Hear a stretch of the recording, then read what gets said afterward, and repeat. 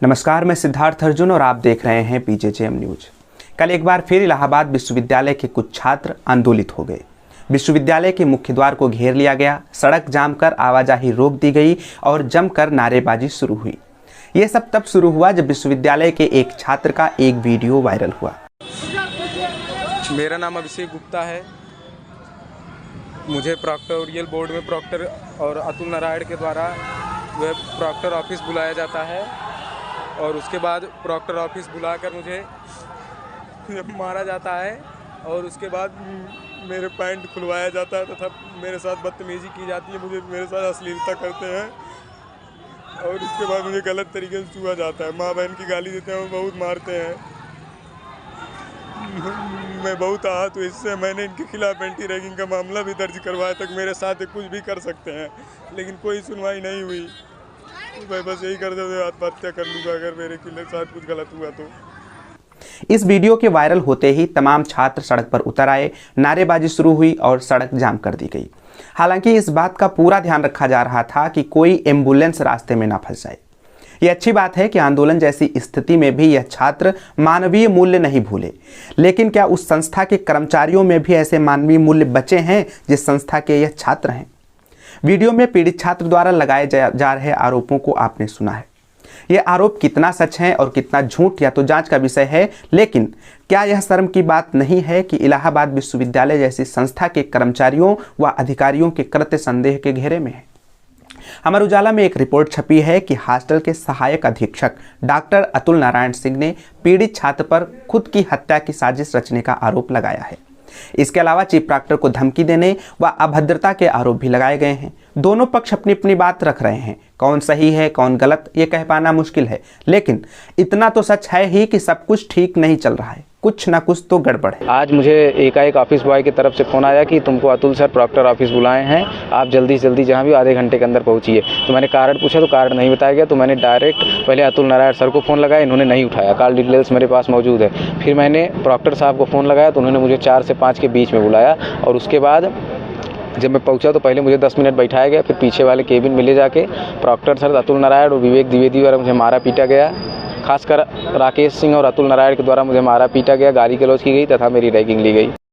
क्या इस गड़बड़ी की पड़ताल कर पुलिस मामले को उजागर करेगी या ये मामला भी वैसे ही दब जाएगा जैसे कुछ दिन पहले चीफ प्रॉक्टर द्वारा छात्र को सड़क पर लाठी से पीटने का मामला दबा दिया गया था?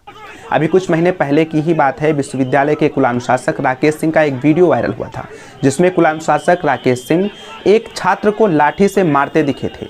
इस मामले ने भी काफी तूल पकड़ा था, लेकिन कुछ दिन बाद मामला ठंडा पड़ गया था। शैक्षणिक संस्थानों से इस तरह की खबरें आना चिंता का विषय है।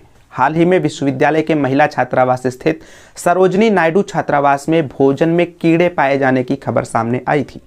अधीक्षिका के नाम लिखा गया एक पत्र भी सामने आया था जिसमें छात्राओं ने भोजन की गुणवत्ता में सुधार करने की अपील की थी और सुधार न होने की स्थिति में फीस लौटा देने की बात कही थी।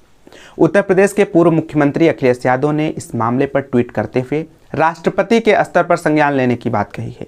लेकिन वही सवाल फिर है कि क्या पूरे मामले पर कोई जांच पड़ताल होगी भी या समय के साथ सब कुछ ठंडा हो जाएगा?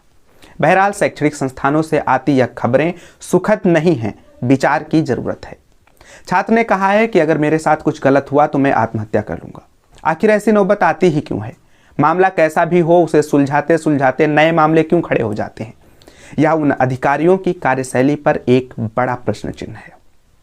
छात्र ने आरोप लगाया है कि उसकी पैंट खुलवाई गई और उसे गलत तरीके से छुआ गया।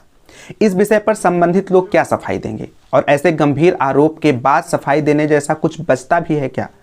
बच्चों से दुष्कर्म के मामले में देश की स्थिति अच्छी नहीं है। वर्ष 2016 से 2022 तक बच्चों से दुष्कर्म के मामले 96% तक बढ़े हैं। अकेले वर्ष 2022 में 38,911 केस दर्ज हुए। ये आंकड़े बता रहे हैं कि हालात ठीक नहीं है। अब अगर प्रतिष्ठित शैक्षिक संस्थानों से भी पैंट उतरवाने जैसे मामले आएंगे तो समझिए कि ये पराकाष्ठा होगी।